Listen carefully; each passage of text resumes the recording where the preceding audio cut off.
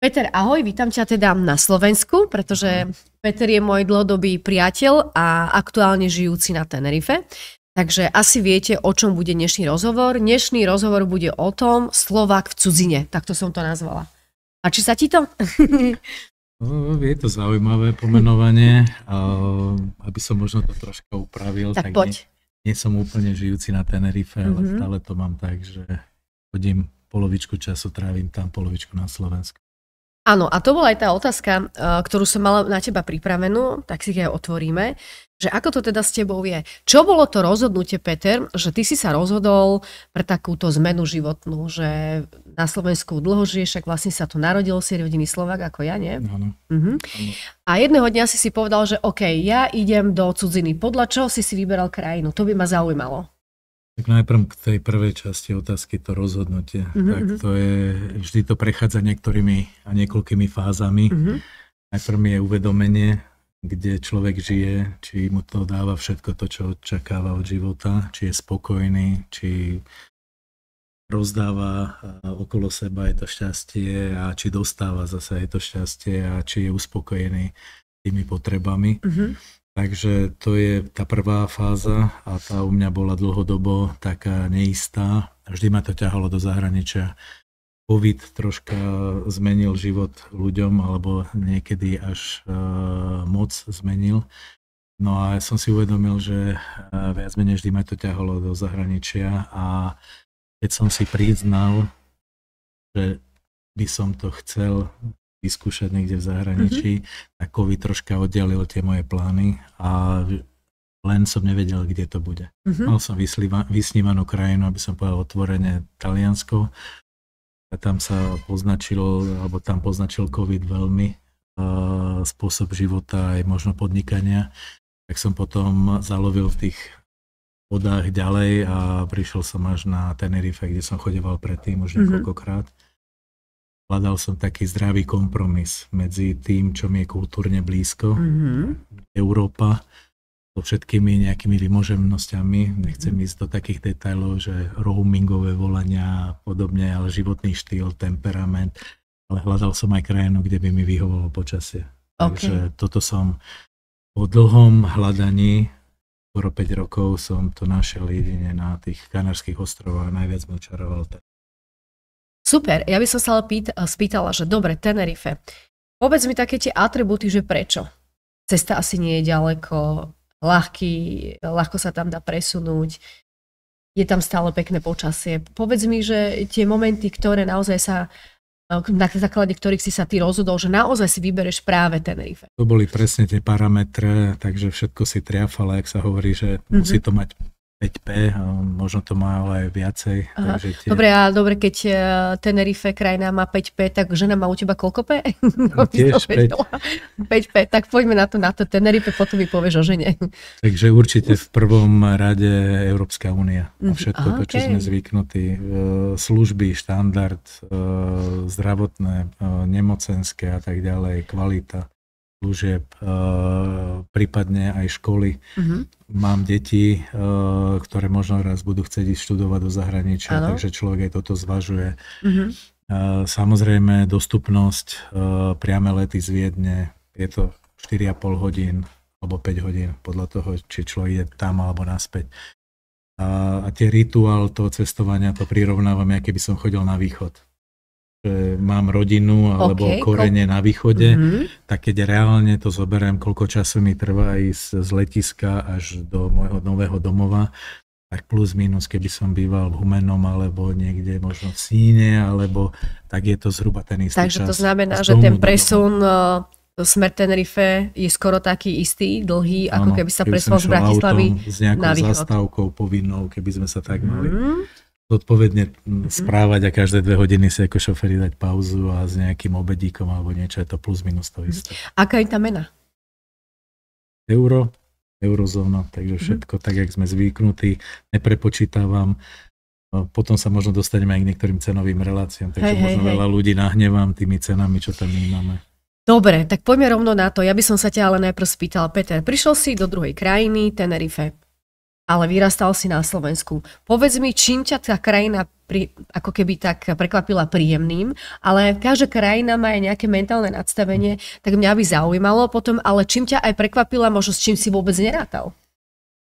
Tak tým, že som ostrov poznal z tých klasických dovolenkových a prázdninových, aj bez detí, aj s deťmi, chodieval som tam, dá sa povedať, 15 rokov dosť pravidelne a vždy v tých obdobiach jar, jeseň. A zistil som, že naozaj to podnebie je výborné. Skúsil som si tam ísť aj cez zimu, zistil som, že sa tam dá ísť aj kúpať. A že sú tam všetky typy pláží, tak od takých prírodných kúpalisk medzi skalami so slanou vodou po umelo vytvorené pláže, ktoré majú 1,5 kilometra dovezený piesok zo Sahary. Čiže sa postarali. Takže doslova tam spravili na tom malom ostrove, ktorý má asi tak priemer 1,5 hodiny jazdy alebo možno 2 hodiny jazdy autom. Tam nájdeš rôzne typy pláži, od tých kamenistých cez skalité až po naozaj žlté pláže a potom tie klasické čierne alebo šedé. Je tak, takže tam je aj čierna pláž. Kompletná. OK. No dobre, a teda čím ťa ešte tak prekvapilo Tenerife? S čím si možno nerátal, ale dajme tomu, je to niečo, s čím sa pasuješ, potreboval si na to zvyknúť dlhšiu dobu, lebo predsa sú iní ako my. Tak ten životný štýl je tam podobný, jak v bežných letoviskách okolo Stredozemného mora, takže aj ten spôsob toho života je taký pomalší, ukludnený. Ľudia nezačínajú tak skoro ráno, o 8 si nedohodneš termín, dokonca ani na úrade. Áno. Takže tam nie je komunizmus, hej? Na úrade. Nie, ale tak áno, dokonca majú aj tie otváracie hodiny, dá sa povedať, že začínajú možno oficiálne od 8, ale ako tie stránky prvé príjmajú o 9 a niektoré úrady o 1 už sú zatvorené o 3. Veľkou výhodou, že nie je to jak v niektorých letoviskách v Taliansku alebo v Grécku, že je tam siesta, že cez obed je zatvorené. Tam idú non-stop, akože obchody, reštaurácie. Stáva sa bežne, že aj v Taliansku, že človek sa nenaobeduje medzi 3 a 6. Takže tu áno, tu non-stop. Sú reštaurácie, dá sa povedať, od 8, raňajky, obedy, večere až do neskôr večera. Okay. Takže vlastne to znamená, že tam je život pomalší ako na Slovensku, takže hneď ráno podnikatelia, ktorí o 5 stávajú, tak majú veľmi veľa času na predprípravu. Minimálne do 9. Mám takého známeho, ktorý o 5 ráno stáva, že najprv ide si dať fitko, zacvičujú určite, a vie, o kom hovorím, to je Rudy, a teda skoro ráno začína, takže Rudy by pravdepodobne na Tenerife dlhšie spával. No, jediné, s čím som nerátal, je, že tým, že je to bližšie k rovníku alebo veľmi blízko, tak tam tie denná a nočný čas je zhruba rovnaký, plus minus, takže slnko vychádza až niekedy o 7, v zime až o 8. Takže dovtedy je tma a potom sa od prieždenia je to za 15 minút. Vyjasnené.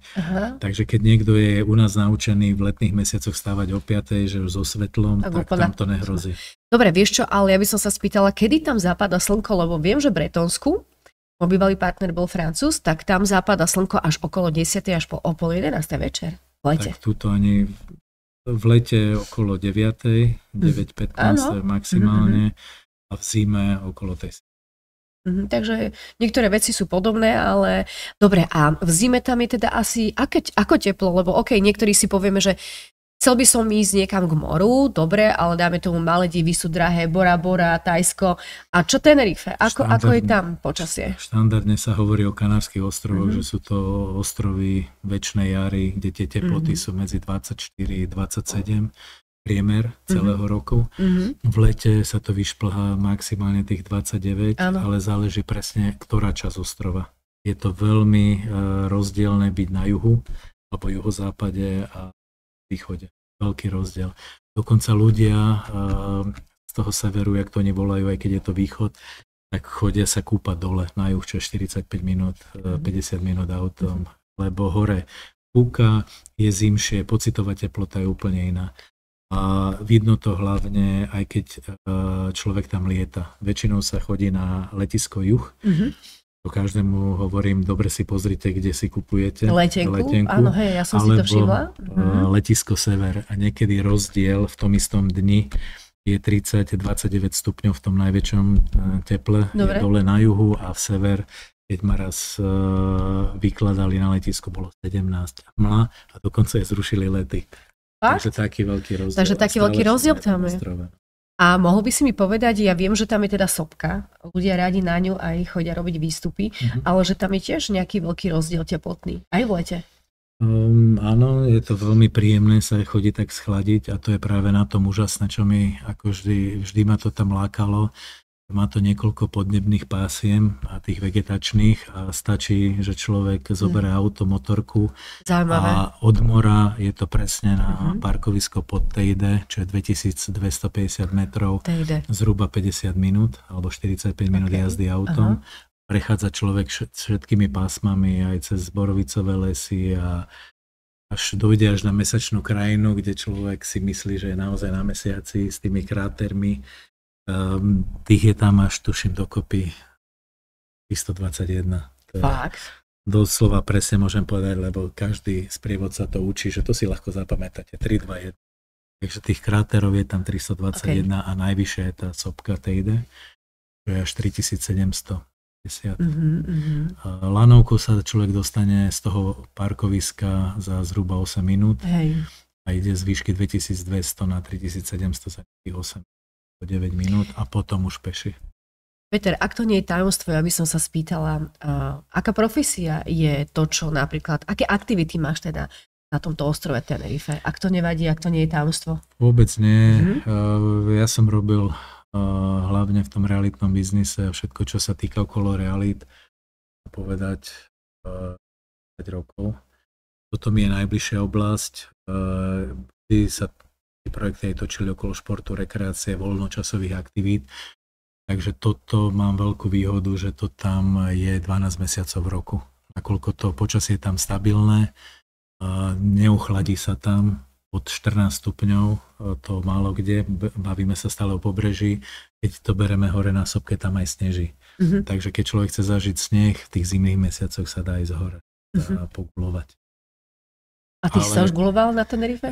Guloval som sa v marci, sme mali to šťastie, takže sme tam išli, alebo vo februári to bolo, takže bol to zážitok, ale poviem otvorene, hore bolo asi tak -5, -7 a dole sme sa kúpali.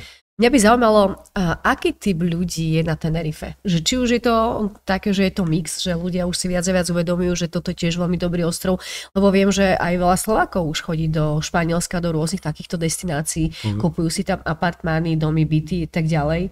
Takže ako to je na Tenerife? Poviem otvorene, že je to ostrov pre všetkých. A tak, preto sa tam aj tí ľudia dobre cítia, sú tam ľudia z celého sveta. Je to aj historicky, že jednoducho ten ostrov bol vhodným miestom pre ľudí, ktorí prichádzali z Latinskej Ameriky, nešli na pevninové Španielsko, ale zostali takto na týchto ostrovoch. To znamená z Venezuely, Brazílie a tak ďalej, ale hlavne latinské krajiny. Píše mikrofónik trošku. No a potom zase ten ostrov kvôli podnebiu je atraktívny aj pre ľudí zo Severnej Európy, ktorí jednoducho potrebujú tú destináciu na trávenie či už golfových dovoleniek alebo prísť na dôchodok. Takže Škandinávci, Holanďania, Angličania, hlavne teda Angličania na tom Tenerife. OK, a prispôsobili sa potom iné krajiny tej mentalite aj tej krajine, v ktorej vlastne chcú žiť na tom Tenerife, lebo predsa si zober, že teraz cudzinci tam prídu a začnú si tam robiť ako keby z toho ostrova, to je svoj ostrov. Ako to tam je? Mám pocit, že nie, že mám pocit, ale vidím, to sú tam tie kolónie.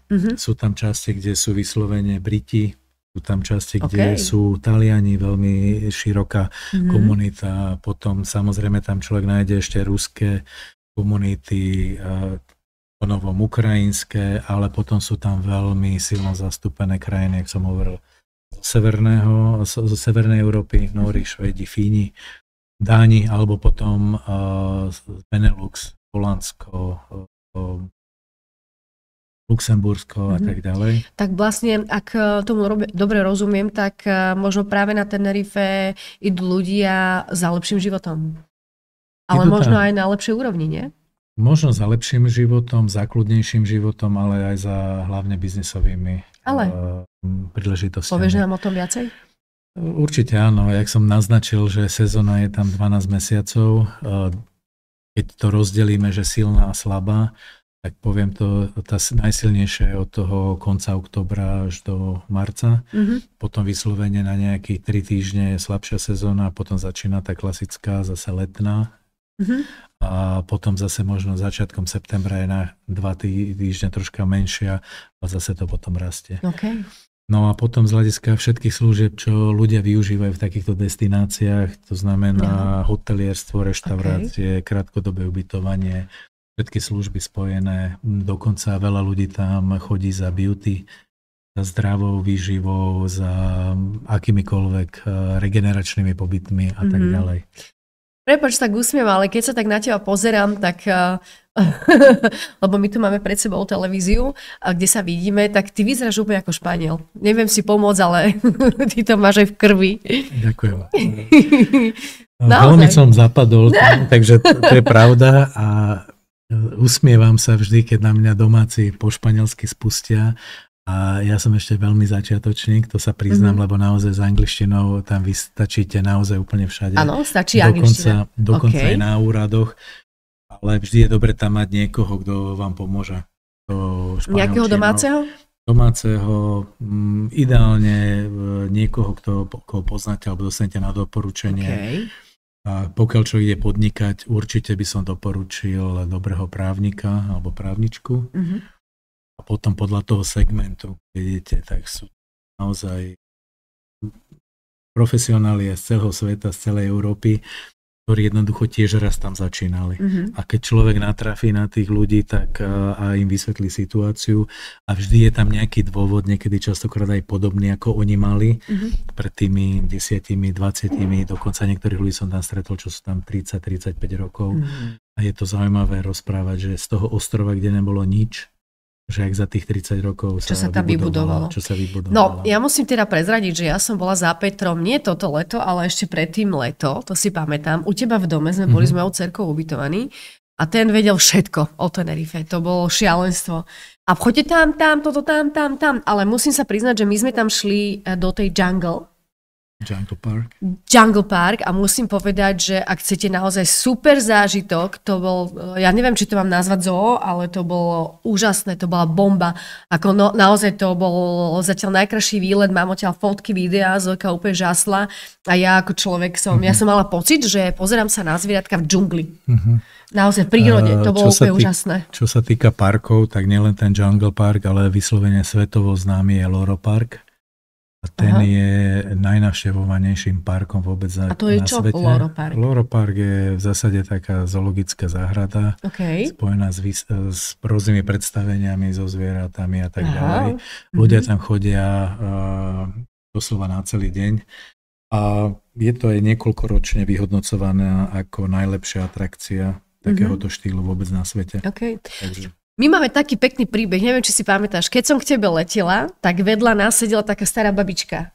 A rozprávala som sa s ňou, že čo robí na Tenerife, prečo tam ide aj ona, že oni tam vlastne majú dom, nie? A nakoniec teda Peter robí aj v realitách a developerstve na Tenerife, tak sme vlastne išli pozrieť ten domček tej pani a chceli ho teda predať kvôli tomu, že teda manžel bol, myslím, že po operácii srdca, že? Takže už asi to cestovanie. No a vlastne oni tam žili a naozaj, ako my keď sme sa prišli pozrieť na to miesto, to bolo famózne miesto, to bolo presne ako išla tá láva, že od tej sopky dole a to bol nádherný výhľad, no naozaj to bolo úplne úžasné, to si pamätám. A nakoniec sme potom za nimi boli aj vo Viedni si dať šampáňo. Čo si rozbil? Dostal meč, že mal otvoriť šampáňo. Ako sa to volá? Sabráš, originál mečom. Áno, a Peťo, že ja to dokážem, že šup, rozbil fľašu, pardon, a tuším ešte jednu nám potom doniesol, že? Jasné. Hej, alebo otvoril on. Otvoril to pánko. A koľko mal rokov, pamätáš si to? 100, ale nie, veľmi zachovali 80-tník. Ale čo je najdôležitejšie povedať, tak oni boli čarovný pár a on bol iluzionista. Úplný, počúvajte, ale to ste ešte zábavníček, vyslovene, tak by som chcel dopadnúť. A len ukazoval, akú party bol, tam chodili a kúzloval a neviem čo, ale inak neviem, či si všimol, jeho manželka ho volala pane. Áno. No. Tak to akože musím vám povedať, že ja som vtedy, zostala som pokojná, ale hovorím si, že wow, do dnešného dňa neviem, že... No počkaj. Pán umelec. Keby si mal ženu a volá ťa pane, to by si tak si prosil by si to? To by som zdrhol asi.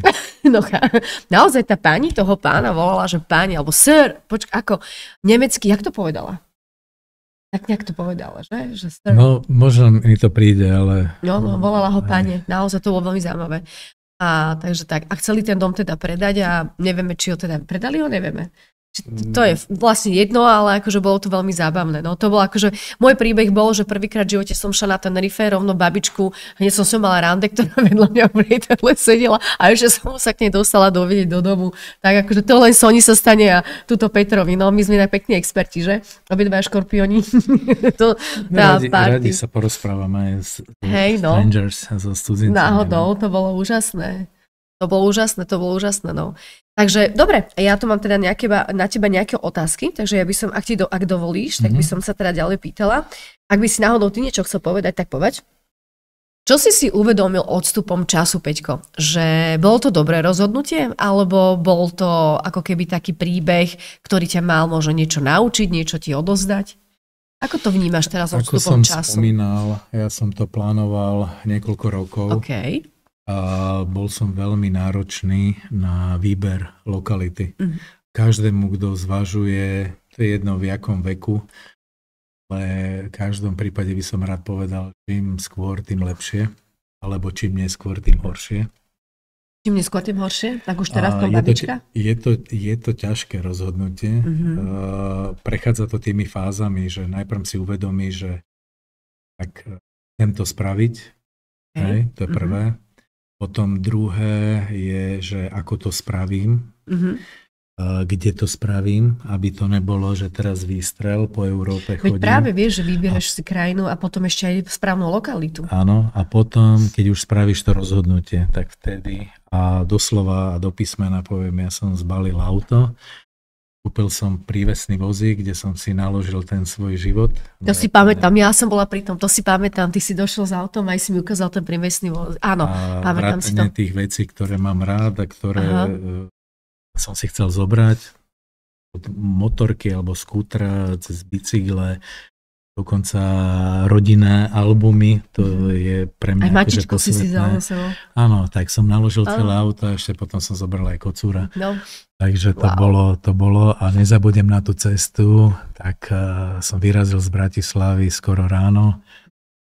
Samozrejme trvá to nejakých 3000 kilometrov, tak dá sa to spraviť aj za 3 dní primeraným tempom, ale aj za 5 dní, že človek sa zastavuje. No a 1000 otázok a veľmi boli podobné, že čo to ja robím a proste už idem do toho sveta, idem do toho nového domova, potom dojdem do prístavu, odtiaľ 2 dní idem trajektom. No a tam všetko, to je to posledné, že stále ešte človek hovorí, však sa môžem vrátiť, ale už keď som tam došiel, tak som vedel, že to je to rozhodnutie. Áno. Čo som chcel spraviť, spravil som ho. Ľudia to robia z rôznych dôvodov, každý má tie dôvody. Ja som hľadal tú krajinu, ktorá by mi vyhovovala. Hľadal som druhý domov, nie úplne, že prvý, ale druhý. Stále beriem, že na Slovensku som doma a poznám to tu všetko. A tam si tiež doma? No a pravdu ti poviem, keď tam prídem, tak hneď si poviem, že som doma. Takže máš 2 domovy. Takže mám 2 domovy a je to veľký kontrast a vyhovuje mi to. A máš už aj taký temperament ako Španieli? Ten temperament som mal možno aj tu väčší. Skôr ako si tam prišiel. Dnes som ho troška ukludnil jednoducho, lebo sa ukludňujem. Uzemňujem sa, keď to tak môžem nazvať. Nikdy som si nevedel predstaviť túto rolu, že by som sa ukludňoval z vlastného nejakého presvedčenia a ešte čo ma najviac prekvapuje, že si to aj užívam. Takže Áno, je to ostrov všetkých možných zábav, čo si len viete predstaviť, klubov, diskoték, rôzne bary s rôznym zameraním, hudobná produkcia je vyslovene na každom rohu niečo iné.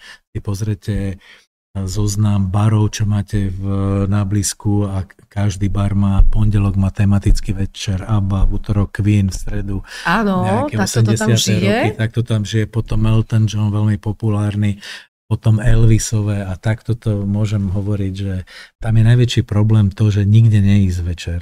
To je najväčší problém, lebo už keď človek len začuje niečo z diaľky, tak už potom sa zapalujú lítka. Čiže Tenerife je ako keby ostrov života?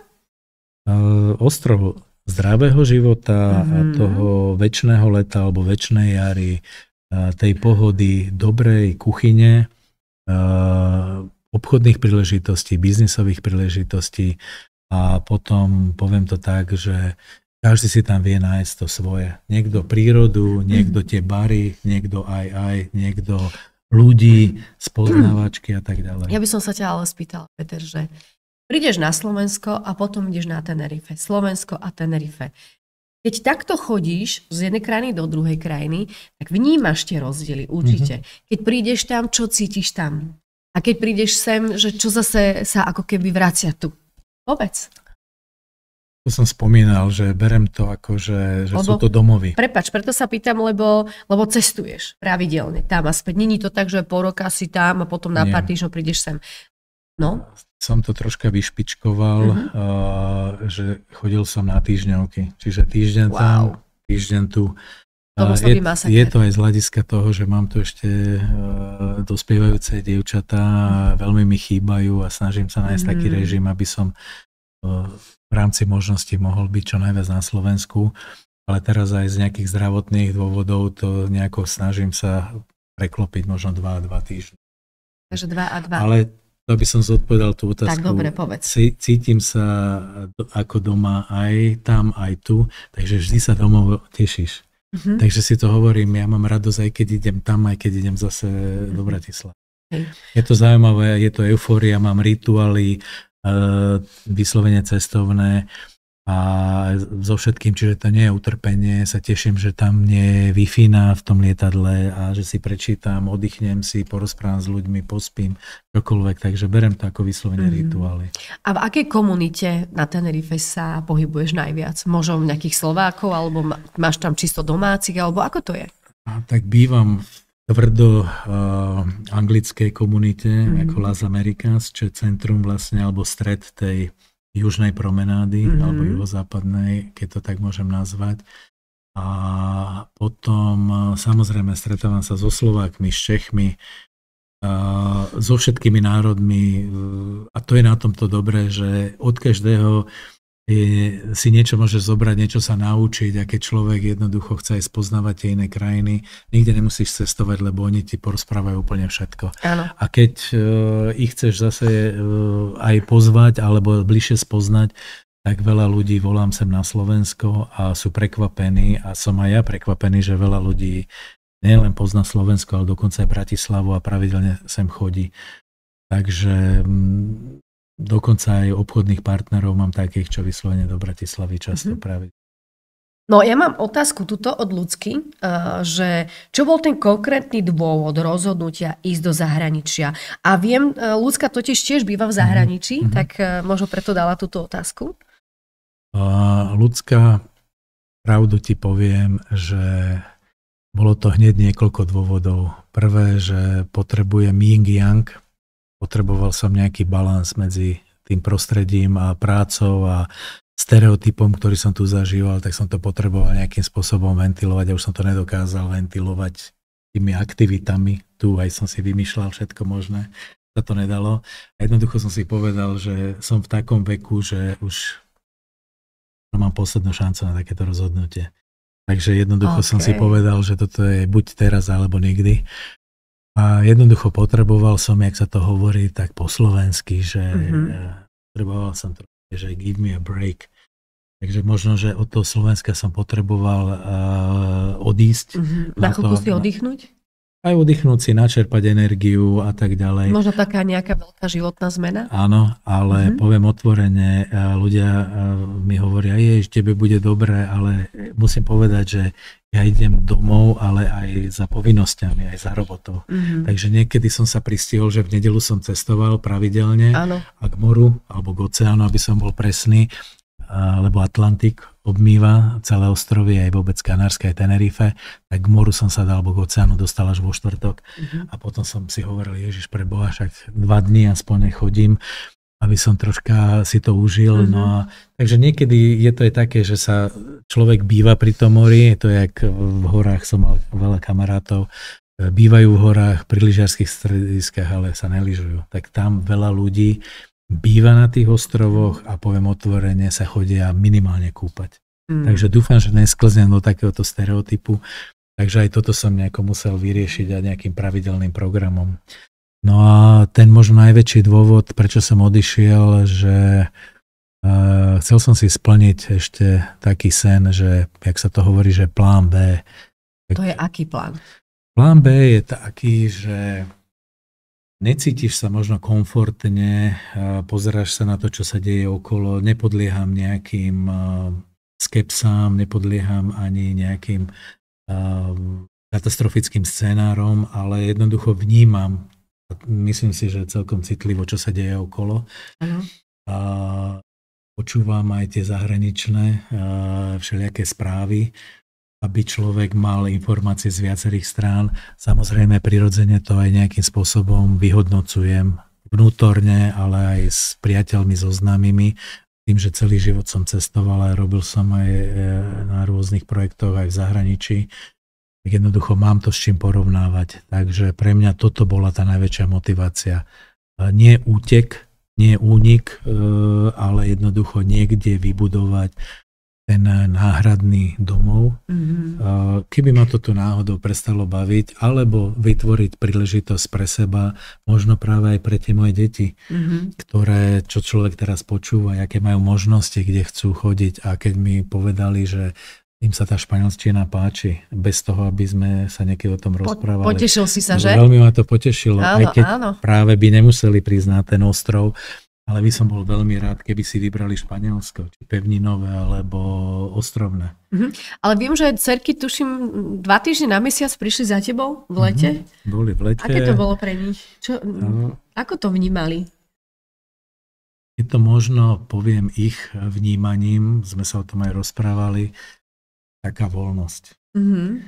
A to, že človek nosí šlapky, kráťase a nejaké to tričko celý rok, až na pár možno týždňov, kedy sa troška ochladí aj tam dole na juhu a večer je príjemné si dať tú mikinu a že človek spáva v príjemnom počasí, tak toto je asi tá najväčšia devíza. Peťko, ale keď ja viem, že dievčatá už sú obidve tínedžerky, koľko majú vlastne rokov, babi? 12, mladšia, staršia 15. No a ja mám tiež 12-ročnú, tak to už sú obidve tínedžerky. A nemali už takú tendenciu, že táto, my sem dojdeme s kamoškami. No, ja by som sa tešil. Robil by s ním program, hej? Program dávam návrhy, oni si už vyberajú sami. Takže to oni najlepšie vedia, čo ich baví, čo chcú. Takže v zásade už som len nejaký poskytovateľ základných služieb. Ubytovania, nájsť, podobne, a oni už si robia sami, čo chcú. Alebo teda tak, dá povedať. Áno. A je niečo, čo ti, keď prídeš na Tenerife, chýba? Samozrejme, slovenské specialitky. Som veľmi zaťažený na brinzu, naše síry. Takže, a nemajú tam brinzu oni? Nemajú, jedine keď si ju donesem, ale akože sú tolerantní, takže brinzu si vozím. A mak tam kúpiš? Mak minimálne. Neviem, či len v jednej alebo v 2 predajniach som našiel mak. Takže, ale to všetko si dovezeš. A teraz mi povedz, keby chcel ísť človek na Tenerife, na čo sa môže, alebo s čím sa môže na teba obrátiť? V zásade akékoľvek otázky by človek mal, či ohľadom života, ohľadom práce, ohľadom možností, aké sú tam, tak jak mne pomáhali aj niektorí Slováci alebo Češi, ktorí tam žijú, základné informácie alebo aj orientácia a tak ďalej, tak to sa snažím aj ja ponúkať ďalej. Ale v každom prípade každému poviem, keď máte takéto nejaké plány, dojdite si vyskúšať to žiť, ale nie na týždeň. Dojdite na 2 týždne, na 3 týždne, ak sa to len dá. Niekedy je to príjemné spojiť s nejakými veľkými prázdninami cez Vianoce, že sa to dá, aj keď je niekto vyťažený. Veľa tam mám kamarátov, aj biznisových, a čo chodia len na 4 dní. Ideálne, štvrtok skoro ráno prídu, v nedeľu večer, večerným spojom idú domov a za 4 dní si niektorí oddychnú, hovoria, aký by to boli týždeň, niektoré aj 2. Ale ja som mala na teba otázku, ktorú som nemala zodpovedanú, sme sa troška zakecali, že ak to nie je tajomstvo, že aký druh biznisu, alebo čomu sa teda venuješ na Tenerife? Ja som tam išiel kvôli 2 veciam. Jednak ten klasický realitný biznis, ktorý som robil, ktorý ma vždy zaujímal, ktorému som rozumel alebo rozumiem. A potom som chcel vyskúšať niečo nové. A to je farmarčenie a spojené s nejakým ekoturizmom a podobne. A moderne to dnes volajú všetci glamping, glamorous camping, ako nejaké úžasné také honosné kempovanie. A to poznám, mne sa to páči veľmi. Takže tam sú od vyslovene bývania v jaskyniach, v roklinách. Počkaj, ako bývanie v jaskyniach? No, to je tiež netradičná forma bývania. Pokiaľ nájdeš pozemok, kde sú nejaké jaskyne vytvorené, ty ich dokážeš pekne prispôsobiť na takéto. Čiže chceme aj osobne ja, aj s niektorými partnermi vybudovať nejaký takýto. Okay. Takže aj toto sú veci, ktoré by sme chceli robiť. Z hľadiska nejakých povolovacích procesov alebo územného plánovania je to komplikovanejšie ako u nás. A hlavne tým, že človek je cudzinec, tak potrebuje sa dostať na tie správne kontakty, čo nie vždy je jednoduché. Potrebuje sa dostať k tým správnym ľuďom a potom už vytrvalo i za tým svojim cieľom. Takže... A keď ste cudzinci, máte to tam ťažšie s nejakými povoleniami a vybavaním? Dávajú vám to pocítiť alebo vôbec? V zásade je povolenia, vychádza sa z pobytovej karty, čo sa volá NIE. Ako nie, ale tvrdo. Nie, nemám tam pobytovú kartu. Takže identification číslo. Ano, okay. Takže toto je akože úplný základ. V zásade sa dá získať aj cez internet na ambasáde, na španielskej ambasáde v Bratislave. Takže je to proces zhruba 3 až 8 týždňov. Alebo potom spraviť si to osobne tam. Ale tam už treba mať nejaké kontakty, ktoré by pomohli. A sú nejaké obmedzenia, keď tam napríklad chcem ísť robiť nejaký biznis, alebo tam ísť bývať, že potrebujem tam víza, alebo je to tak, že prídem a tam som, alebo ako to je? V zásade to, čo platí v celej Európskej únie, ten pohyb je voľný. Okay. Človek by nemal tam bez nejakých týchto povolení tráviť viac ako 180 dní. OK, takže 180 dní, hej. Čo sa dá všetko splniť, dole človek aj cestuje, už len keď ide na pevninu alebo na akékoľvek, tak to už sa bere ako, že opustil človek krajinu, ide naspäť, nemusí zrovna na Slovensko. A potom tá legislatíva je veľmi podobná jak u nás, čiže v zásade dá sa robiť buď na slovenskú firmu, v zahraničí, alebo otvoriť si tam firmu a robiť tam. Alebo akákoľvek. Ja mám ešte teda na teba otázku, a to sú rovno 2. Prvá, že či je Tenerife bezpečná krajina? A potom druhá otázka, že je to tam drahšie ako u nás? Čakal som, že keď sa opýtaš na tie cenové úrovne, lebo... Poďme na to, teraz počúvate veľmi dobre. Takže z hľadiska bezpečnosti, poviem úprimne, cestoval som po celej Európe, aj počas korony, kvôli tomu, že sme zabezpečovali si nejaké zvieratá a to bolo dovolené cestovať kvôli hospodárskym zvieratám, nie mačičke, ale psovi, ale hospodárskym zvieratám. Takže som videl, aký je ten aktuálny život tej Európskej únie a môžem povedať, že už dávno som sa tak niekde bezpečne necítil, ako práve na Tenerife. Možno tým, že je to ostrov, že jednoducho tam, keď človek spraví nejaký prúser, tak neodídeš len tak. Môžeš ísť buď len trajektom, kde ťa vedia hneď skontrolovať, alebo nejakým spôsobom majú tú evidenciu. A nemáme suseda, kde by bola vojna, že? Napríklad. Samozrejme, takže aj keď tá Afrika je bližšie, jak Afrika so Slovenskom, ale mám pocit, že je to tam všetko nejak kontrolovanejšie, bezpečnejšie, vidieť aj dosť policajtov v uliciach, ale mám pocit, že je to skôr preventívne. Vidím aj pravidelné nejaké zásahy tam, ktoré robia, ale tiež preventívne. Konkrétne, keď sme sa bavili o deťoch, tak sme chodili aj, priznám sa, dúfam, že nebude počúvať teraz ich mamina, ale však sme sa priznali, sme boli aj v tých diskotékach a dokonca ich aj pustili, videli, že je tam otec a tak ďalej. Majú nejaké tie posunuté hranice, ale poviem otvorene, že doslova ich strážil bodyguard, čo som v živote nezažil v žiadnej inej krajine ani destinácii, tak za nejaké drobné všimné. Rozmýšľam nad tým, že tu na Slovensku, keby si chcel zobrať dieťa na disko, a keď je s rodičom, že či by ich pustili. Myslím, že asi áno. Toto bola pre mňa akože tiež taká skúška, že jak asi tam deti by sa mohli zabaviť. Áno. A bol som s nimi každý druhý deň do 3:00 do rána. Priznám sa, už som spával aj na reproduktore, ale jednoducho som to musel dať, lebo videl, že sa naozaj akože dobre cítia, dobre zabávajú. OK. A teraz povedz, že jak je to s tými eurami? To by ma veľmi zaujímalo. Cenovo, keď chcem nahnevať kamarátov, tak jednoducho spravím fotku a pošlem to.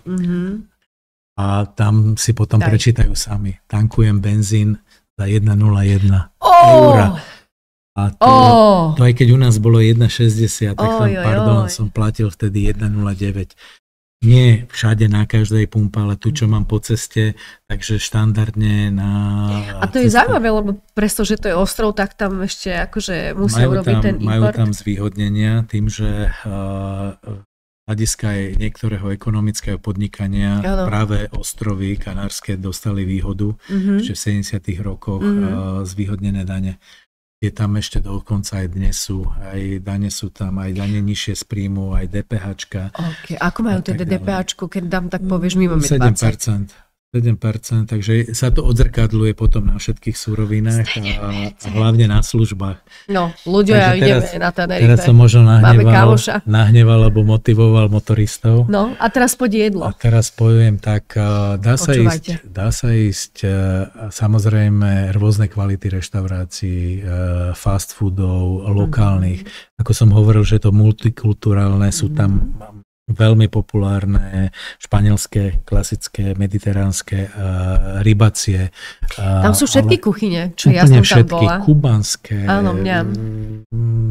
turecké, afgánske, úplne všetko. Veľa ľudí je tam naozaj z celého sveta, z Venezuely. Je to cítiť na tých kuchyniach a doslova, keď to poviem, že aby sme porovnávali porovnateľné, tak bavíme sa teraz v prvom rade Santa Cruz ako hlavné mesto. Okay. Takže tam chodím často na úrady. Takže vždy to spojím s nejakými raňajkami a idem na pešiu zónu, na hlavnú zónu. Dám si také kombináciu. Klasická káva, ale kapučínko mám rád, takže kapučíno, plnená bageta alebo plnený croissant, a potom fresh, 2 deci freshu. Či pomarančový, grepový, akékoľvek. Teraz to počúvajte. Mám kvízovú otázku. Ja si už budeš vedieť, alebo si pamätáš. Nepamätám si, ráno som spala. Koľko za túto trojičku, koľko zaplatíš? No ja si pamätám, že nedávno som bola so známou a dali sme okolo 20, neviem koľko euro. Aj viacej spolu. Kavička a ja som mala croissant. Ona to si nepamätám, ale u nás teda tie ceny sú celkom vysoké. No tak daj. Tam na Santa Cruz na pešej zóne 3,20, 3,20 € za 3. Nie. A zdražili teraz, 3,60. Takže si tak chcel to bolo, áno. Chcel násrať tých centov, hej? Keď ideš na obed, tak potom menučka 7, 8, 9 Toto euro. je to, čo by som chcela povedať, že ty si mi hovoril, že pýtaj si menu, keď prídeš do reštaurácie. Menu ako à la carte, alebo menu máš vždy trojchodové. Tak, a ja som nerozumela, že čo, tak mi dali à la carte a potom som išla s tebou a ty mi hovoríš toto menu, ale že oni to cudzincom nedávajú len akože domáci. V prvom rade dávajú klasické à la carte. No a je to trojchodové, to domáce. Ale pre domácich vedia, že si treba vypýtať, že menu al dia a menu dňa, ktoré je počas celého pár dňa. euro a 3 chody sú tam, to si veľmi dobre pamätám. 3 chody a čo mňa šokovalo, že to nie je výber z 1, 2 alebo maximálne 3 jedál, ale jak si možno aj zažila, predjedla 10 kusov, 10 rôznych druhov, hlavné jedlo až 30 druhov je reštaurácia a dezertov majú minimálne 6 až 10. A kvalita je rozdielna, ale cenová hladina a sedíš doslova, jak si pamätáš, na promenáde so západom slnka, romantika, niekedy aj hudba z jednej strany, z druhej. Čiže podľa hudobnej produkcie si už potom vyberáš a samozrejme, no a tam asi nahnevám všetkých, je to od 9 euro, možno po 12. Môžete ísť aj za 30, aj za 50 eur na osobu, ale toto je štandard, ktorý tam je. Dobre sa náješ. No. A potom jedujem asi najviac pivkárov a to už mám aj ja s tým problém, keď odo mňa vypýtajú 3,50, 3,90, 4,50 za pivko. Tak vážený, stále platím v niekoľkých podnikoch na pláži, zase s tou istou romantikou. A západ na pláži, slnka, euro. Slnka. Ľudia, verte mi, dojdete sa pozrieť, ak to tam nebude, ja vám doplatím ten rozdiel aj s pokutou, ale fakt za euro. Politrové, veľké, lokálne pivo, Dorada alebo San Miguel, čokoľvek. Tak čo, ideme, ja by som sa chcela spýtať, ak máte nejakú otázku, tak pýtajte sa teraz, lebo potom už vám Peter na to neodpovie, ale ten benzín a to pivo ma dostalo, teda to ti poviem. Takže tým pádom aj nákupy, keď ideš do obchodu, nie sú také vysoké ceny ako u nás. Tým, že tie platy sú tam veľmi nízke v porovnaní. Ako to? Hej, je to tak? Jednak je tam dlhodobo, tým, že aj ten život stojí menej, tak jednoducho aj tie platy sú k tomu primerané. Takže tí ľudia jednoducho, je to nejako zviazané. A ja to už pozerám teraz tie 2 roky, minimálny posun v cenách, skoro žiaden, v potravinách, dobre, niekde možno 10% som si všimol nejaký nárast. V sezóne niektoré sú drahšie veci, ale inakšie ten cenový šok tam nie je žiaden alebo minimálny. Elektrina lacná, voda lacná, v niektorých komplexoch je dokonca práve som sa chcela napísať, že ako... Hej? Alebo je v cene toho nájmu. Práve som sa chcela spýtať, že aké sú tam teda ceny nájmov, že keď si poviem, že fajn, toto inak pre veľmi veľa ľudí, ktorí napríklad majú takú, že flexibilnú pracovnú domu alebo home office, že si poviem, že dobre, idem teraz do väčšej pohody pracovať na 2 týždne na Tenerife. Ako viem tam nájsť nejaký dom aj prístupný, keď som mimo sezónu? Nájom, že sú tam ceny mimo aké? sezóna, ak som ti povedal, je minimálna. To znamená 2-3 týždne možno v máji a 2 týždne v septembri. Len niektoré hotely výnimočne bývajú zatvorené na 2-3 týždne v roku. To je všetko. Čistenie, renovácia. Áno, ale aj kvôli zamestnancom majú dovolenky povinné a tak ďalej. Čiže oni to tak riešia. Tak ceny elektriny sú nižšie ako u nás. Cena vody, hovorím, v niektorých komplexoch nájmoch je už zahrnutá v mesačných poplatkoch. Tie tam vychádzajú na byt jednoizbový 50-60 eur, dvojizbový okolo 80-90, trojizbový viac 120 a podobne. Čiže tieto ceny sú naozaj nižšie ako u nás. Je treba povedať, že nájmov je tam čím ďalej menej. Nájmy sa rozdeľujú tie krátkodobé alebo holiday nájmy, čo je 1-2 dní, týždeň, 2. A potom sú tie dlhodobejšie, ktoré využívajú aj lokálni, ktorí tam jednoducho pracujú. Veľa ľudí musí dochádzať 20, 30, 40 minút každý deň do roboty, ale to je bežne aj vo veľkých mestách. Ľudia si ani neuvedomujú, že častokrát idú s tým, že so zaparkovaním nájsť parkovisko a potom prísť peši zase do toho trávia podobný čas aj u nás, tak preto využívajú tú možnosť, že za lacnejšie peniaze bývajú mimo tých letovisk. Tam už to býva naozaj predražené, lebo je tam veľký dopyt tých krátkodobých. Ja sa spýtam, už si tam asi cca 2 roky skoro? Ako je to tak? Tak intenzívne som začal presne takto tam chodiť na jeseň pred 2 rokmi. No tak, lebo ja som tam bola vlastne presťahol som sa minulý rok na jar. Áno. No, ty tam vidíš ešte nejakú možnosť alebo nejakú dieru na trhu, že čo tam vlastne by mohlo ešte reálne na tom Tenerife sa rozvíjať, alebo už je to taký preplnený ostrov ako všetky také dobré destinácie? V zásade to poviem tak jednoducho. Čokoľvek niekto vie robiť so srdcom, dobre, kvalitne, dáva do toho naozaj čo všetko vie a s láskou, jak sa hovorí, tak určite sa tam uchytí. Tí ostrovania sú troška takí pomalší, komotnejší, nedávajú dôraz na tú kvalitu služieb, lebo jednoducho ten biznis tam majú tak či tak. Ano. Takže nedú sa až tak pretrhnúť. Keď tam ide človek s nejakým konceptom, vidím to podľa nových reštaurácií, podľa kaviarní, nových zmrzlinární, nových beauty salónov, všetko, čo je nové a robí sa to tým iným štýlom a za tým sú nejakí zahraniční majitelia alebo prevádzkári, tak je to doslova odsúdené na úspech. Je to odsúdené na úspech. Lebo jednoducho robíš to tak, jak tí ľudia od teba chcú a hneď si výnimočná. Ja si pamätám, že keď som bola, za tebou, tak išla som po ulici, reštika na reštike, ale som to sledovala, ako tam vyzerá, každá bola plná proste. Takže na tej ulici, kde to je busy, keby si tam mal čokoľvek, aj tak sa tam všetko vidí. Či sú to smoothy, alebo zdravé, nezdravé. Mám taký pocit, že tým, že tam je tá sezóna skoro celoročne, tak naozaj sa tam asi človek nemusí ničoho báť. Poviem úprimne, že nájdeš tam aj reštaurácie alebo kaviarne, ktoré sú vyslovene prázdne, ale presne, lebo im chýba niečo.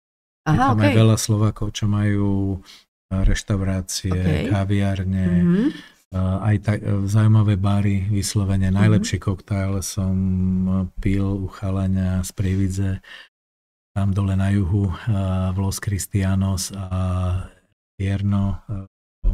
Nádherný bar, vyslovene taký strašidelný a najlepšie koktajly. Litrový, 2, 3 litrový, to je všetko, čo sa ťa opýta a namixuje ti také rôzne chute, ktoré proste... Takže to znamená, že ty tam poznáš viacej Slovákov, s ktorými sa sem tam stretávaš? Áno. Doslova jeden manželský pár má tam reštauráciu už 20 rokov. Ale čo? Rád tam chodím, niektoré potom sú zmiešané páry, Slovenka a Rakúšan. A na menučku nájdeš, alebo na à la carte nájdeš víno, šnicel a halušky. Brinzové. A zhruba za rovnakú cenu, čo ma najviac pobavilo, že za 20 máš šnicel a za 20 máš aj halušky. Tak áno, to brinzové sa musia nosiť, chápeš? To je z tých drahších reštaurácií, by som povedal. Ale... Takže keď tam prídem, zoberieš ma tam? Zoberiem. Dobre. Určite. No a ja inak viem o tebe, teda ešte máš stále ten dom trojpodlažný? Stále. Takže keby niekto chcel prísť na Tenerife, sa tam ísť pozrieť a ide tam prvýkrát a troška má takú obavu, že môže prísť za tebou, že ho ubytuješ, lebo viem, že ty ten dom dávaš aj do najmu, nie? Áno, keď tam nie som, alebo vyslovene mám aj niektorých kamarátov alebo kolegov, ktorí sa tam už presťahovali, takže voláme to nejaký party dom, takže teraz naposledy tam bolo 12 ľudí, takže som videl, že sa to nejakým spôsobom tam vždy, jak sa hovorí, dobrých ľudí sa všade veľa zmestí, takže vždy sa nejako pomestíme. Peťko, a teraz tak s odstupom času, kde by si teda chcel, ako keby, ešte sme mladí, hej, tak aby si nemyslel, že ti... Ale keď budeme starší, že kde by si tak akože chcel potom naozaj už tráviť ten čas? Slovensko alebo to Tenerife? Ešte vieš už, či? Presne ti poviem. Pol na pol. Áno? Áno. Čiže hore-dole nejaké to percentičko, ale zistil som, že mi vyhovuje jedna, druhá destinácia maximálne. A vždy tým, že sa teším aj tam, tak to je stále pre mňa. Možno, že sa to časom nejako zmení. Možno sa to zmení inými vonkajšími vplyvmi. Možno sa to zmení mojimi očakávaniami alebo zmenou čokoľvek, takže jak sa hovorí, že nestačí byť najsilnejší, najväčší, najvplyvnejší, ale najflexibilnejší a najprispôsobivejší. Takže podľa toho sa budem nejakým spôsobom aj rozhodovať. Ale... Ja by som aj chcela vedieť, že či majú nejakú otázku aj diváci na nás.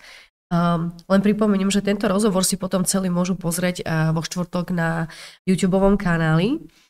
Takže Peťko, pozri sa, že či tam máme nejakú otázku. Teraz ktorý Peťko, lebo jedného máme. Čo je ti najbližšie alebo najmilšie na Tenerife, sa pýta Ľudská. Tak nepôjdem podľa dôležitosti, ale tak, jak to ja vnímam, absolútna vyváženosť počasia. Minimálne v lokalite, kde som, tam je to až extrém, že tam dole na juhu alebo juhozápade prší 7 dní v roku. Doslova priemerne. Iba 7 dní, hej. Ale keď chcem dážď, tak idem 20 minút a tam pekne mám hmlu, všetko, alebo 30 minút, presne viem, kde zmoknem. Okay. A keď chcem naozaj ten pravý dážď, tak idem na opačnú stranu ostrova, ktorý je úplne iný. Je úplne iný, je zelený, tam prší viacej, proste ten Atlantik, to tam všetko chytí, je vetri a tak ďalej, tam sa daria viacej poľnohospodárom. Čiže toto je v zásade to počasie. Minimálny rozdiel medzi dňom a teplotou cez deň a v noci. V noci to štandardne nejde pod 19, pod 20 stupňov. V zime možno sa ochladí na pár dní, 14-15, to je všetko. Čiže tie rozdiely sú minimálne. Aj pre meteosenzitívnych ľudí je to veľká výhoda. Nie sú tam alergie. Veľa ľudí, čo poznám, tam dojde a ani nepotrebujete svoje tabletky. A to bude asi tým morom, či tým oceánom, nie? Oceán, to ovzdušie, to je 100%. A potom ten životný štýl. Aj keď chceš, a ja som seba považoval za workoholika, alebo vyliečeného, alebo jak to môžem nazvať. Nevieme ešte teda. Tu máme opäť cesta ľudí, čo sa smejú. Tam sa to nedá. Jednoducho, tam sa to nedá. Tu v Bratislave spravíš aj 16 termínov za deň. Takže tam sa nedá byť workoholik. Ale tam 4 je úspech. A to už rôznymi fintami robím. A to je úplne normálne mať iba 4 meetingy?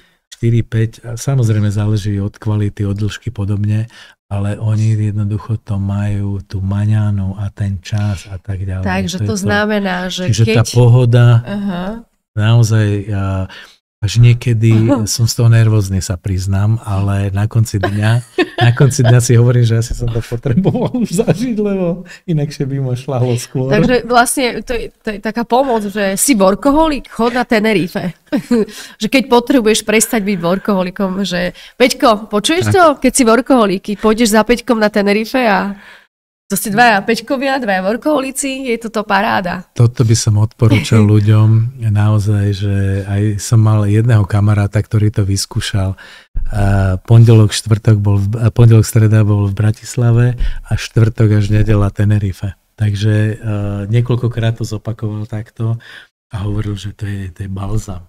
To je balzam. Aj to lietadlo si nebude to aj tým, že aj to teplo, aj to more, že to tak viac uvoľní, ukludní, ale ono sa totiž hovorí, že každá krajina má svoju farbu a aj energiu.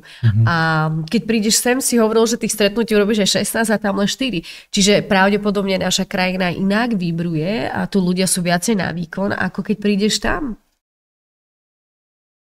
Určite, ale je to možno tým podnebím, jednoducho to tranquilo, aj tá teplota, troška tí ľudia sú takí spomalnejší. Dúfam, že teraz nikoho neurázim, to bude tými cigáňmi, chápeš? Španieli sú proste takí, že čo sa oni budú zbytočne. Pozor, sú temperamentní, sú aj pracovití, nie je to taká, že by sa im nechcelo, ale veľa ľudí, ktorí tam spravili dieru do sveta, boli práve, že... No, aby si ste nemysleli, len Španielov volajú, že cigoši, ale ja to tak nerobím, ale ty si sám povedal, že čau Peťo, aký si opalaný, no už som cigáň. No. To si veľmi dobre pamätám, že už som cigáň. Ale keby náhodou sledovateľa nemali otázku, ja budem mať ešte jednu pre teba. Že čo by si poradil takému divákovi, ktorý premýšľa naozaj, že tiež by potreboval zmenu? Lebo napríklad veľa ľudí cítime v poslednej dobe, že potrebujeme zmenu, ale zmena prichádza u nás vnútri. Hej, niektorí ideme za to zmenou do sveta, čo je v poriadku. A na čo by mali myslieť, alebo čo by nemali podceňovať, pretože určite aj ty máš nejakú skúsenosť, ktorá by sa ti vtedy zišla a dnes vieš, že by si to možno urobil inak. Takže čo by si takýmto ľuďom, ktorí naozaj premýšľajú na takúto zmenou, čo by si im poradil? Lebo určite aj ty si prišiel na niečo, že možno niečo bolo rýchle rozhodnutie, možno na niečo si sa zabudol spýtať. Tak je niekoľko možností, jak spraviť ten presun, alebo tá relocation, neviem už po slovensky, jak sa to dá povedať, tá zmena toho prostredia pracovného, životného. Určite je dobre si zodpovedať tie otázky, že čo tam chcete robiť.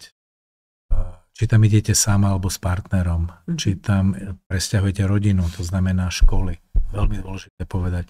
Tam anglické školy, nemecké školy, naozaj veľa ľudí tam ide z veľkých firiem a nemá problém pokračovať v tom vzdelaní a kvalitnom vzdelaní pre tie ich deti. Zase tie ceny sú tam oveľa nižšie, ako u nás. Ja som odpadol, keď mi dali ponuku do ešte predškolského zariadenia pre kamaráta na celý mesiac za 230 €. A to bola britská škola. Mesiac. A 5-dňový týždeň tam mali program a tuším 2-krát do dňa ešte. Tuto je inak najlacnejšia súkromná škola, 550 €. Takže toto boli, ale tie otázky, každý by si mal povedať, že aké má očakávania a jak vie sa k ním čo najskôr dostať.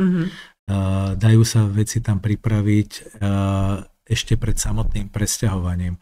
Čiže ľuďom by som odporúčal nezabuchnúť dvere ani tu, mať dostatok času, aby si človek tam spravil to zázemie.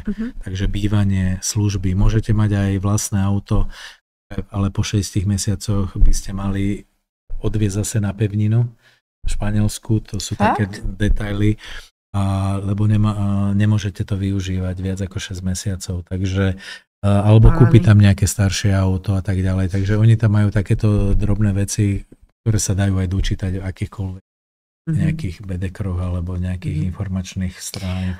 No a keď takto si na tom Tenerife, zvolil by si za partnerku Španielku, keď už poznáš teda túto národnosť lepšie? Poviem otvorene, nerozmýšľal som o tejto alternatíve.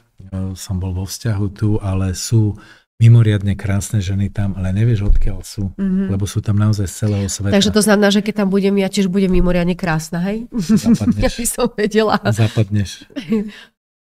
Hej? Tak ja mám tiež tmavšie vlasy, tmavšie oči, keď rýchlo sa opálim. No, veľmi rýchlo. Mne stačí hodinka na slnku a hneď som šmahnutá, no.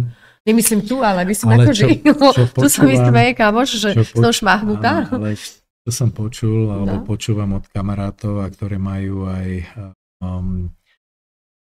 lokálne zväzky a partnerky. Tak sú to temperamentnejšie ženy. Alebo tie, ktoré sú tam, jak som hovoril, buď z Talianska, alebo prevažne z Latinskej Ameriky, tak nielen temperamentné, ale že vraj veľmi žiarlivé. Takže...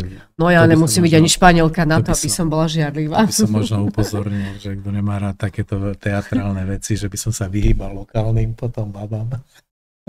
Takže pozor na lokálne baby, keď pôjdete na Tenerife, sú veľmi žialivé. A nehovorím z vlastnej skúsenosti, takže... No, nikdy nevieme, že áno. Vždycky to hodíme akože na nejakého kamoša.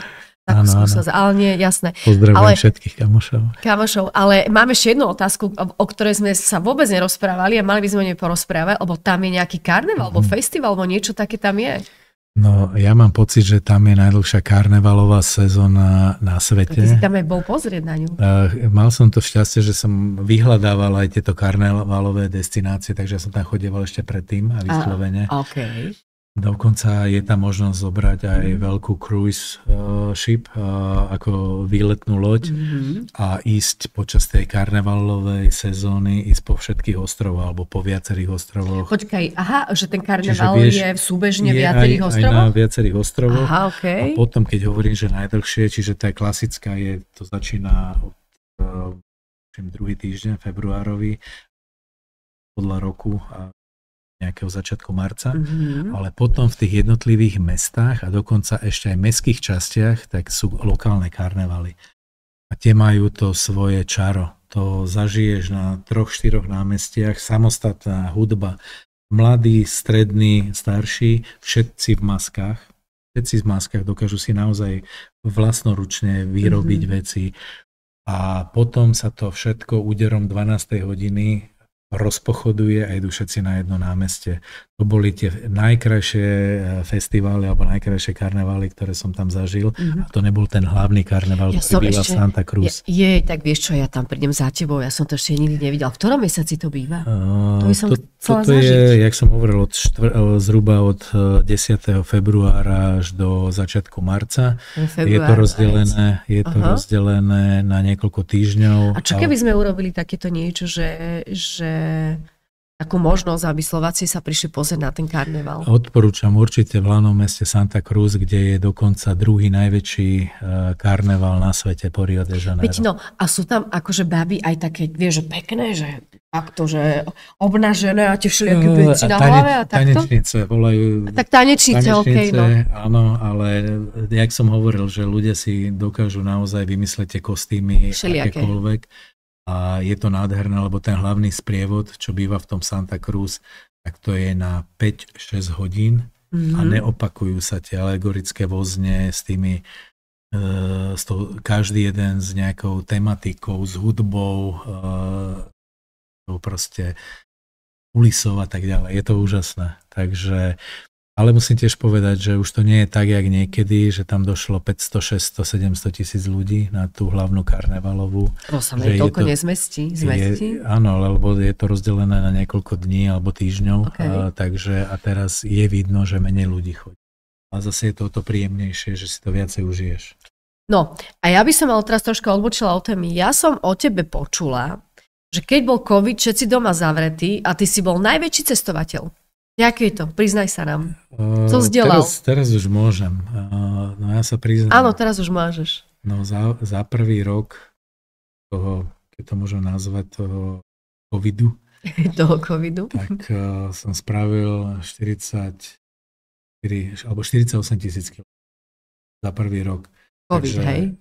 A to vám poviem, že to bolo pre mňa tiež také ponaučenie, že nie všetko, čo sa pýtate, nie všetko, čo vidíte na tých obrazovkách, to je jedno akýchkoľvek, alebo sieťach, tak je tak, jak v skutočnosti je. Už veľa ľudí si to asi ani nepamätá, alebo to nezažilo, ale vám poviem, už poriadne si rozmyslím, že či verím tebe, alebo svojim očiam, tak som sa rozhodol, že verím stále ešte. Povedz mi, čo sa dialo, keď si cestoval? Čo si teda ty zažil a videl počas toho covidu? Všetci nikam nechoďte, veľká pandémia, bolo to zrazu úplne inak. Povedz, ako to naozaj bolo. Ešte zaujímavé, že v zásade som neporušoval žiadny predpis, lebo poradili mi, že keď chcem ísť do nejakej destinácie, tak musím ísť dobrým dôvodom. A ten dobrý dôvod bol pre mňa, že zaňali sme vtedy rôzne zvieratá toho nášho projektu, tak som si vybral čirou náhodou jedno zviera v Portugalsku, čo je 3000 kilometrov z Európy, potom som si vybral na severe Nórska jedno zviera, potom na Sicílii a potom dokonca aj v Rusku. Už za Uralom. Takže tou cestou čokoľvek navštívíš, ideš úplne legálne, ale budeš do tej konečnej destinácie. No a to bolo to, čo nám otváralo hranice, otváralo to závory a jednoducho to bol ten recept. Ale asi si cítil v každej krajine aj väčšiu pohodu, nie? Že zrazu nebolo všetko preplnené, ľudia boli pomalší. Nebolo preplnené, to bolo opačné, že nebolo nikde nikoho. Dokonca v niektorých mestách nám ľudia hovorili, sem ani nechoďte, lebo tu nie je dokonca ani kaviareň otvorená. Aha. Tak hovorím, vážený, a to bolo konkrétne v Taliansku, už úplne dole na juhu, hovorím, tuto a neotvorená kaviareň, tak to vám... To som ešte nikdy nevidel. To vám neverím, jednoducho to nemôže byť. No jasne, že sme došli a otvorené kaviarne, otvorená lekáreň, potraviny, ale ako fungovalo to tam. Chodili sme na kávu a doslova policajt predo mnou, za mnou, videl ešpezetku a proste nedomáceho. A vždy bolo všetko v poriadku. A nechápal som. No idite, tak ono to v skutočnosti nie je tak, ako to vyzerá. Inak ja nemám, však ty vieš, keď prídeš ku mne domov, že ja tam mám namiesto televízie Gong, nie? Že ja vlastne o svete skoro nič neviem. Tak ja už televíziu nepozerám nejakých 6-7 rokov. No, ja 15, 17. Hej. Tá selekcia je veľmi tvrdá a musím povedať, že mám oveľa viacej času a ja nie som zahltený na iné veci. Ja vám poviem taký jeden príbeh o Petrovi, ktorý síce Slovak v cudzine to stále platí. My sme išli na taký pobyt na Floridu, Pensacola, pamätáš si to? Meditačný pobyt, išli sme za môjim majstrom a že teraz, že dobre, došli sme, počúvajte, to bolo strašné. Prišli Slováci do sveta, ale nikto nebol vo svete a už vôbec v Amerike. A teraz prišiel Peťo a my sme tam boli úplne strátení Slováci. Velikánsky dom, všetci sme boli, že wow, tu kde sme, velikánske domy. Požičali sme auta, teraz nikto to nechcel šoferovať, bolo to velikánske auto a teraz, že ideme variť tie velikánske kuchyni a teraz začal si každý variť a Peťo tak na nás pozeral, lebo ty si niekedy žil v Amerike, pamätáš to? Tak Peťo tak sedí, kúka na nás, splašených Slovákov, hovorí, že dokedy vás to baví? A on hovorí, že ale hej, počúvajte ma, toto takto nebude fungovať. Že ja navrhujem toto, tak nás tam všetkých 12 upratal Slovákov a teraz jak také kačičky všetci za ní sme chodili a on že zoberiem vás tam, pôjdeme toto nakúpiť, toto vám budem variť, na toto sa zložíme, toto bude takto, sem pôjdeme a my všetci také kačičky, lebo tým, že si býval v tej Amerike, tak si vedel veľa. A mňa vôbec nenapadlo, že dobre prídeme, počúvate, ja vôbec nechápem, jak toto sa mi mohlo stať, však ja robím pobyty 15 rokov. Prileteli sme do Pensacoli, kam sme sa vlastne ani nedostali, jednu noc sme na letisku spali. A prišli sme na letisko a že dobre, ale že teraz sa musíme z bodu A, z letiska dostať do toho domu, do bodu B a ja, že môžem zahrešiť a ja, že o kurva, že a auta. A Peťo, že som ti to hovoril, že tie auta máš ešte objednať skôr ako dojdete, teraz to bude drahé. A teraz sme tam riešili tie auta, inak vám poviem, keby nebol Peťa, my sme tam takí strátení. Týmto budem pozdravať aj pána doktora Bartološa, ktorý nakoniec dostal normálne za povinnosť to veľké auto šoferovať. Naozaj tam sú megalomanské. Fakt akože tie auta, to ja by som to naozaj nechcela šoferovať. Zvládli, však ty si potom s ľuďmi tam tancoval na parkovisku, ukazoval si im život a môj majster hovoril, že v živote som ešte nemal takýto pobyt, kde sa ľudia všetci bavili, on s nami tancoval, no bolo to úžasné, ale áno, vďaka tebe naozaj to tam bolo akože fakt akože veľký zážitok, lebo si nám ukázal Ameriku. V Amerike Slováci. Ja to poviem tak, je to vždy o ľuďoch. Takže vy ste boli úplne perfektná skupina, len to trebalo troška možno usmerniť. Ale zase, ja som len to spravil, to čo mne ľudia spravili možno pred 20 rokmi. A takúto formou sa snažím, aj keď niekto ide proste na ten ostrov, na Tenerife, alebo kdekoľvek, keď môžem poradiť. Ja si ešte pamätám napríklad to, ako sme išli do toho Rakúska za tým manželským párom, čo majú ten dom na Tenerife. A potom Peťo, že po tuto si ideme dať, že dáme si nejaký chleba masný a víno. A zaviedol ma na miesto, on kamkoľvek si vidíte do zahraničia, jak doma. On tam je toto, tu je toto, tam sedíme pozrieť, toto si dáme a ja som tam sedela, že čo je toto za chlapa. Keď si v vinárskej oblasti, tak musíš ísť ale vieš, že v tej, no hej, ako musím úplne, to bola vinárska oblasť, tam sme si vlastne dali aj víno, to si pamätám. No, takže s týmto mužom, keď idete do sveta, to ako keby bol doma. Takže vlastne ty si všade doma. V podstate. Tak sa snažím, keď idem niekde, tak rešpektujem, že som na návšteve. Hej, ale keď sa dobre cítim, tak človek, to ti príde automaticky. Ako dlho si žil v Amerike? Som chodil hore-dole a bol som aj na... Aj vtedy si chodil hore-dole? Chodil som hore-dole. Vtedy to bolo spojené s nejakými povinnosťami a zázemím. Čo ty si v nejakom živote musel byť pustovník alebo niečo také? Niečo a toto sa snažím aj pochopiť, že prečo je to tak, že ja potrebujem ten pohyb. Vyslovene potrebujem ho. Ale to ti poviem, lebo my sme sa aj Nika pýtali nášho majstra, lebo on starší pán, ale roky, asi 15, 20 aj 25 rokov cestoval a chodil Čechy, Slovensko, Maďarsko, Nemecko, Litvia a chodil a učil to svoje akože učenie. A keď sme sa opýtali, že či není z toho unavený, tak on hovoril, že v jednom živote sa na to pozeral a že veľa cestoval, už si to nepamätám presne a tie schopnosti z toho života si akože vzal späť a zosilnil si ich, aby mohol cestovať. Brutálne sa učíš tým cestovaním, lebo proste... Čo si sa naučil o sebe teda týmto cestovaním ty? V prvom rade, že zmena je život proste zmena miesta a prostredia aj ľudí. Ale ľudia sa boja robiť zmeny. Je to všetko v tebe. Jednoducho, niekto sa bojí ísť, hocičo aj nové jedlo si objednať, alebo novú chuť z mrzliny, čokoľvek. Poznám takého jedného človeka v mojej blízkosti. Je to v poriadku. Ja som jednoducho skôr taký, že ja rád vyskúšam a zoberiem si z toho, čo mi vyhovuje a potom zase to použijem niekde inde a tak ďalej. Ale tá zmena je o tom, že jednoducho nemáš ten stereotyp. Veľa ľudí, čo som si všimol, trpí na ten stereotyp.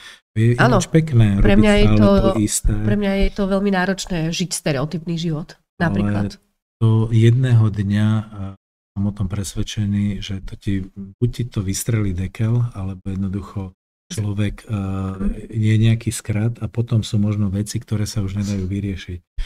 Takže podľa mňa je dobré si to tak nejako rozdeliť, že toto mám usporiadané, toto mám tie také, že úlety, alebo akokoľvek sa to nazve.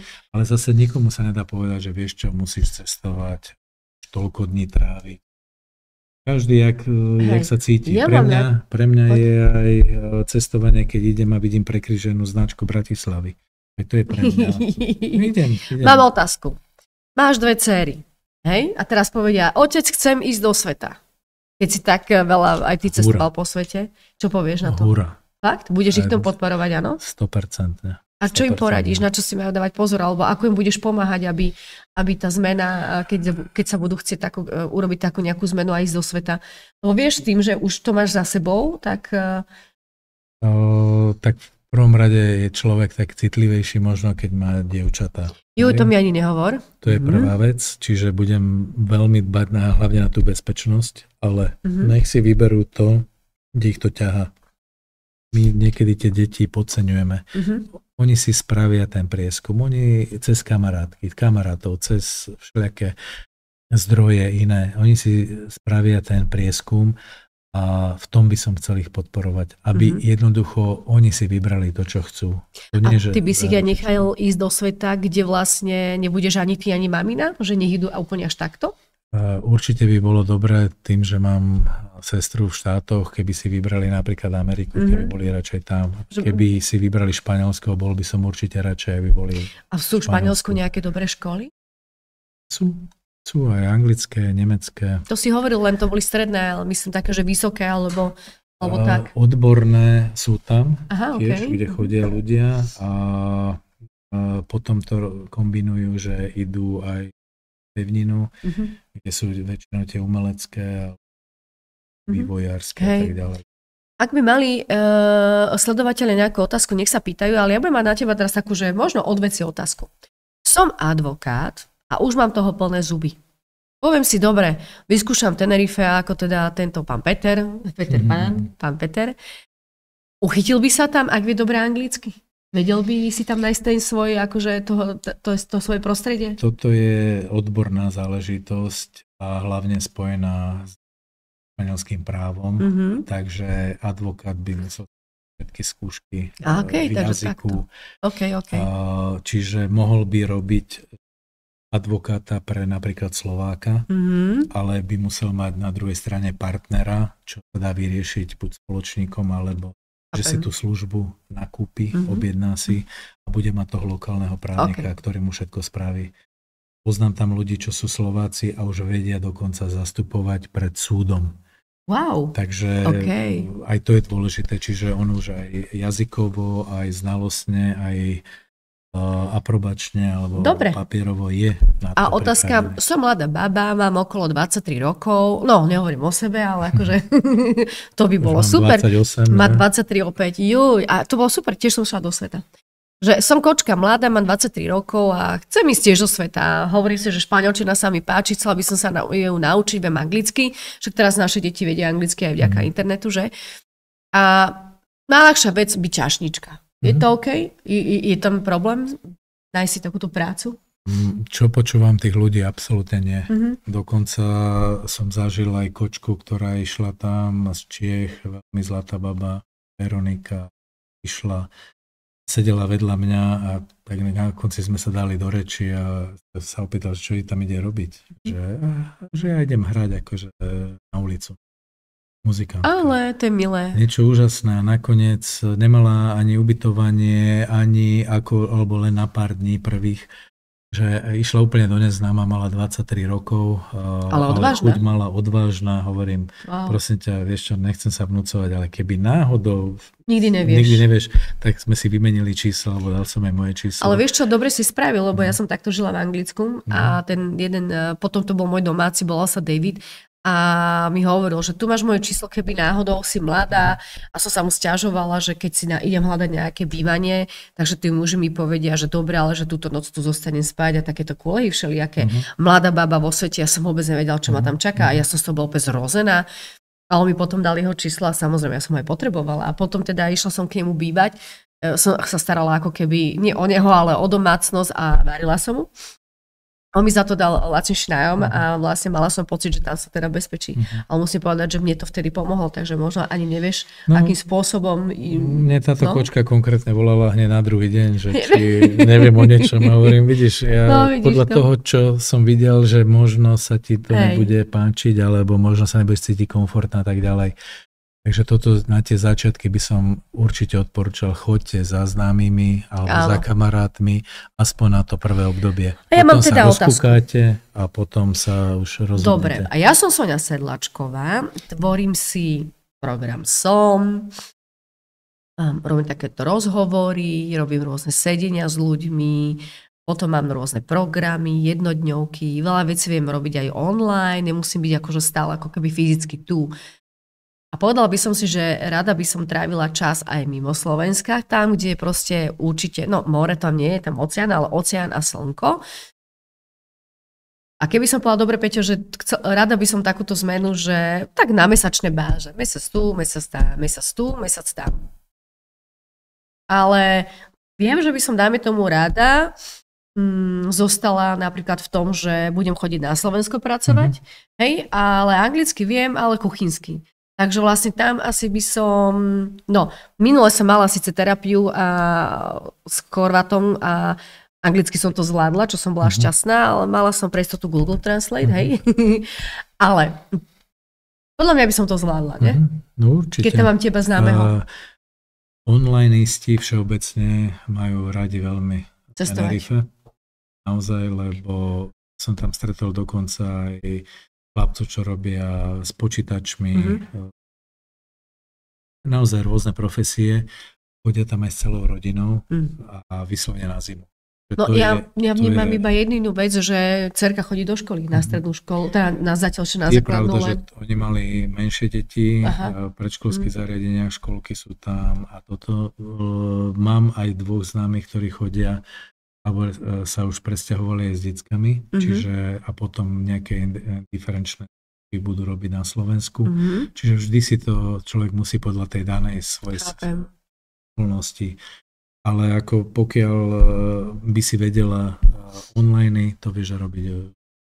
Počula som, že je tam jeden slovenský pár a písali aj o nich v novinách, alebo niekde som čítal ten článok, že dokonca ten školský systém tam je o mnoho prístupnejší tým deťom, že tie deti majú pocit, že robia veci spolu, že je to úplne iné ako u nás na Slovensku. Ale zatiaľ nevieš, lebo však nemám to z vlastnej skúsenosti, ale ako toto, čo mi známi hovorili, aj čo majú decka v španielských školách, takže dobre, ak nemáme teda žiadnu otázku od našich sledovateľov, ja by som pomaličky ukončila toto vysielanie, ale mala by som na teba ešte jednu otázku. Čo by si odkázal ty našim divákom a aj tým, ktorí si to neskôr budú pozerať na YouTube, keď si vlastne Slovák, ktorý robí biznis, aj Slovensko, aj Tenerife, na obidvoch mestiach súčasne funguješ, existuješ, bývaš, čo by si odkázal ľuďom, ktorí by mali chuť robiť nejakú veľkú zmenu? Lebo to, čo si urobil ty, je naozaj veľká zmena. To je veľká zmena. V prvom rade choďte do toho, ale spravte si prípravu. Určite prípravu. Takže dopredu sa pripraviť, neísť strmhlav, hodiť sa proste do nejakého neznáma, ale si to pripraviť. Ja si myslím, že dnes je taká doba, že ľudia, aspoň verím, že nerobia také kamikadze, že idú bez nejakého plánov alebo prípravy, takže v každom prípade, jak sa hovorí, ťažko na cvičisku, ľahko na boisku, takže, ale samozrejme nechcem, aby ste tam išli bojovať, ale za nejakými príjemnými vecami a novými príležitosťami, takže určite si tam spraviť tú predprípravu. A to spraví tam človek tým, že tam začne chodiť častejšie. Tie letenky, o tom sme sa nebavili, bežne ja si vždy kúpujem len jednosmerný, lebo nikdy neviem, kedy sa vrátim, niekedy musím aj skôr, ale štandardne v tých nie prázdninových alebo tých termínoch, tak zhruba 170, 60 až 80 eur zhruba jedna cesta. Ja si pamätám, že my sme tam vlastne šli v sezóne, koniec júna, začiatok júla a myslím, že sme dali za 300 eur letenky a mala. Ale to sú tie hlavné sezóny. Ja, to je sezóna, no. Ale zase, keď by si kupovala už napríklad začiatkom júla, tak sa dalo za 100 eur, ale to nikdy nevieš, kedy, ktorý termín a tak. Keď nás bude pozerať sledovateľ, ktorý by túžil po nejakej zmene práve na Tenerife, mohol by ťa kontaktovať cez mňa? Určite áno. Nikdy nevieš, či by náhodou niekto chcel, že OK, mám nejaké eurá a oplatí sa tam vlastne kúpiť nehnuteľnosť a dať ju tam do nájmu? Lebo to je vlastne celoročne. Tam nemáš sezónu, že od konca maja alebo od júna do septembra, ale vlastne v podstate tam môžeš stále mať tú nehnuteľnosť nájme. Práve to je veľká výhoda, lebo keď sa s ľuďmi rozprávam, keď majú kúpené nejaké nehnuteľnosti napríklad v Chorvátsku, alebo v Taliansku, tak tá sezóna, nech akokoľvek sa na to pozerám, je tam maximálne 3, možno 3,5 mesiaca. Podľa niektorých tých lokalít. Takže keď to človek porovná tie ceny nehnuteľnosti a povieš si, tu mám sezónu 11 mesiacov až 12 mesiacov, plus to využívam pre seba, tak tam tá ekonomika je perfektné. Porúčam. Tak ja by som to teda ukončila a veľmi pekne ďakujem, že si prijal pozvanie, Peter. Ďakujem. Ja som mu volala ešte rovno na Tenerife cez WhatsApp, že Peťo, kedy si na Slovensku, rovno do štúdia, ktorý pondelok môžeš o 8. Moc nechcel, sa občíval, ale nakoniec ma teda podporil, tak sa teším, že prišiel a prijal pozvanie. Zvládol si to. Nie, ďakujem. Nebolo to také stresujúce. Nebol tu velikánsky štáb, nič hrozne sa tu nedialo, iba ja.